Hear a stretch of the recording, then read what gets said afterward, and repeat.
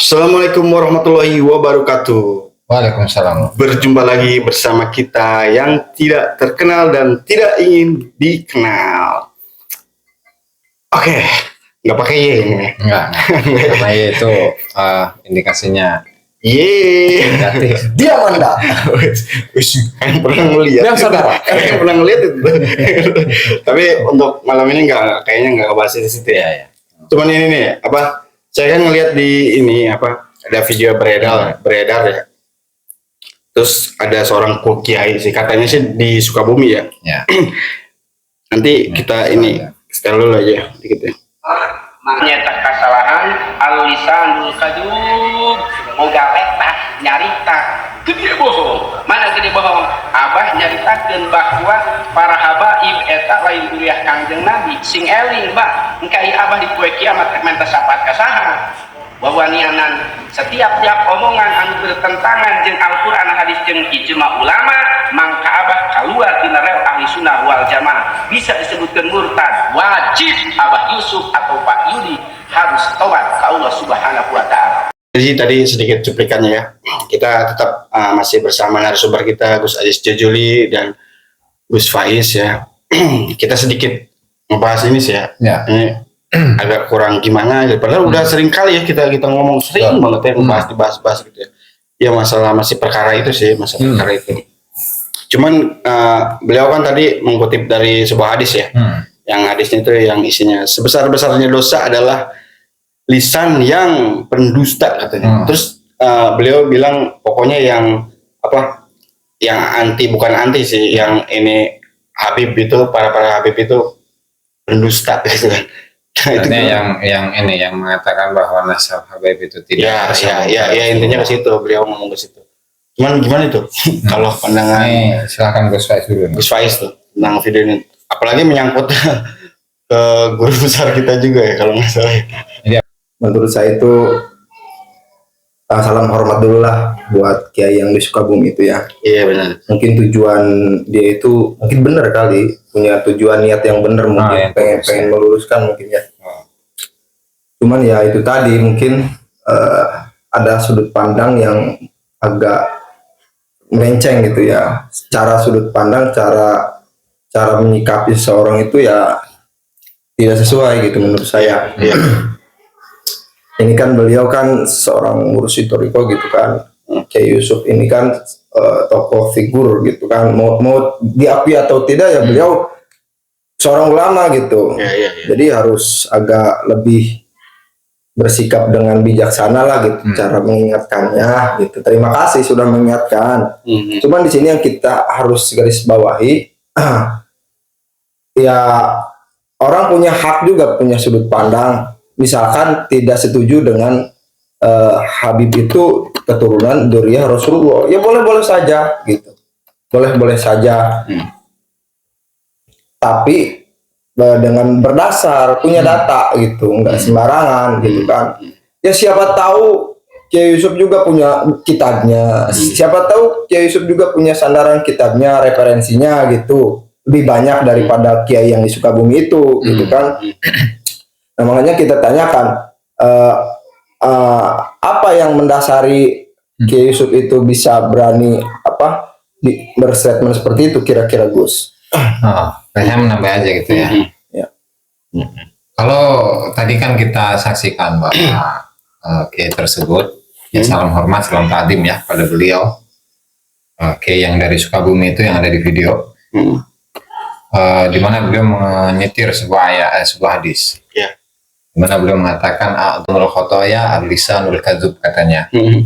Sebesar-besarnya dosa adalah lisannya pembohong. Itu. Kemudian selanjutnya beliau katakanlah beristidlal dengan hadis ini bahwa setiap orang yang yang mengatakan bahwa para habaib itu tidak bersambung nasabnya kepada Rasulullah adalah seorang yang pendusta, bahkan diklaim sebagai seorang yang murtad, ya, dan nanti tidak akan mendapatkan syafaat dari Rasulullah Shallallahu Alaihi Wasallam. Oke. Titik yang pertama atau poin yang pertama yang akan saya bahas itu adalah kebohongan. Kebohongan dulu ya. Jadi bohong itu definisinya apa sih? Gitu. Yang namanya bohong kan berarti lawan dari jujur. Seorang yang jujur berarti dia tidaklah pembohong. Seorang yang pembohong berarti dia adalah orang yang tidak jujur. Artinya kebohongan itu adalah berlawanan atau lawan kata atau adalah antonim dari kejujuran. Nah, bagaimana Anda bisa mengatakan bahwa tadi seseorang yang memiliki pendapat bahwasanya Bani Alawi itu tidaklah keturunan Rasulullah SAW adalah seorang pendusta? Dari mana? Adalah seorang pembohong. Bukti kebohongannya itu apa? Nah, sementara misalnya kalau kita mengacu kepada apa yang ditulis oleh Kiai Haji Imaduddin itu, ya beliau kan berdasarkan atas data, gitu. Sehingga dikatakan sebagai sebuah kebohongan dari mana? Bagi seseorang yang mengatakan sesuatu yang berdasarkan atas data, ya kan? Atas dokumen, atas keilmuan, ya nggak bisa. Sehingga menyitir hadis tersebut, kemudian untuk menuduh orang lain sebagai seseorang yang murtad, bahkan kafir, kemudian disuruh syahadat, kemudian ada ancaman tidak mendapatkan syafaat dari Rasulullah, ya menurut saya itu adalah doktrinisasi. Gitu. Kenapa ya? Karena soalnya pembahasan nasab ini kita mengacu kepada apa yang dikatakan oleh Al-Imam Ibnu Hajar Al-Haytami, di mana beliau mengatakan yang bagi likulli ahadin an yakuna lahu hiratun ala hadha an-nasab syarif wa dhabtuhu hatta la yantasiba ilaihi sallallahu alaihi wasallam ahadun illa bihaqqin, di mana selayaknya seyogyanya bagi setiap orang untuk memiliki kecemburuan atas nasab mulia, yaitu nasabnya Rasulullah sallallahu alaihi wasallam. Satu, dia harus memiliki kecemburuan. Ya, artinya hati-hati gitu ya. Kemudian yang kedua, verifikasi wadabtuhu, dan memverifikasi nasab tersebut apakah benar-benar tersambung kepada Rasulullah SAW atau tidak. Nah, sehingga apa? Sehingga tidak mudah bagi siapapun yang mengaku sebagai keturunan dari Rasulullah SAW atau yang bernasab kepada Rasulullah SAW kecuali atas dasar kebenaran. Nah, sehingga memverifikasi sebuah nasab itu tidak bisa dikatakan sebagai sebuah kebohongan. Apalagi diklaim sebagai apa tadi itu murtad ya. Nah, kemudian tidak mendapatkan syafaat dari Rasulullah SAW, yaitu real murni, itu adalah sebuah doktrinisasi. Nah, jadi saya mencurigai kepada kiai tersebut gitu ya. Jangan-jangan beliau itu tidak mengetahui latar belakang dari permasalahan yang sedang didiskusikan atau diperdebatkan, yang sampai saat ini masih ramai. Tapi saya juga jadi curiga. Curiganya malah situ bilang tadi, curiganya apa? Tidak memahami. Saya malah curiga sebetulnya memahami. Kalau saya pribadi. Cuma ya gitu. Boleh saya kasih pendekatannya? Pendekatannya kayak gini lah. Jika ada di sebuah kampung ya, ada sebuah kampung, di situ terdapat makamnya wali besar, wali A gitulah ya. Kemudian ada seseorang yang dikenal di masyarakat bahwa dia ini keturunan wali tersebut. Ya kan, di masyarakat sudah mengakar, sudah tahu gitu. Sudah syuhrah wal istifadah gitu lah kalau bahasanya ini. Lalu kemudian ada seseorang yang meneliti kebenaran nasab dari orang yang tadi mengaku-ngaku sebagai keturunan wali itu. Lantas, apakah seseorang yang meneliti nasab dari seseorang yang mengaku-ngaku sebagai keturunan dari wali A itu sebagai seseorang yang membenci kepada keturunannya wali A itu? Ya enggak lah, ya kan? Soalnya apa? Kita kan memverifikasi, menguji kebenarannya. Apakah orang tersebut benar-benar keturunan dari wali A atau tidak? Nah, begitu juga dengan orang-orang yang sedang meneliti atau mendiskusikan mengenai nasab. Nah, makanya saya curiganya gitu, sebetulnya beliau ini tahu gitu sebetulnya. Karena apa ya? Emang hampir setiap hari gitu ngebahas itu gitu, banyak di mana-mana lah gitu, untuk tentang masalah-masalah ini. Mungkin itu profesional, mungkin sih kalau saya sih curiganya gitu. Jadi nggak perlu ada doktrinisasi gitu bahwa tidak akan mendapatkan syafaat. Berarti tadi orang yang meneliti seseorang yang mengaku keturunan wali A Dia apa namanya ditakut-takuti dengan tidak akan mendapatkan syafaat dari wali A. Ya kurang lebih seperti itu kan? Iya. Dan ini tentu adalah sebuah pola pikir yang salah, sempit. Iya. Itu untuk barangkali itu bisa menjadi jawaban dari poin yang pertama ya. Barangkali masih ada pertanyaan. Masih ada lah. Poin keduanya. Beliau bilang setiap omongan yang bertentangan dengan Quran, hadis dan ijma ulama keluar dari ahlus sunnah wal jamaah, bahkan murtad, wajib tobat dan ucapkan syahadat. Wow, serang. Itu gimana tanggapan itu? Untuk yang itu berdua. Nah, kemudian itu barangkali sambungan dari apa penggalian dalil tadi itu ya, kalau bahasa fikihnya itu diistilahkan dengan istidlal. Jadi beliau itu saya perhatikan ya, jadi tersebut saya perhatikan bahwa dengan menggunakan hadis tadi ya, hadis yang disitir tadi itu apa tadi A'dhamul Khotoya Al-Lisanul Kadzub, yang kemudian mengaitkannya dengan nasab Ba'alawi. Kemudian apa muncullah tadi doktrin ya, tidak mendapatkan syafaat dari Rasulullah. Kemudian muncullah lagi tuduhan murtad, bahkan kafir, wajib taubat dan ucapkan syahadat ya. Saya kira itu adalah sebuah kesalahan ya. Kenapa kesalahan?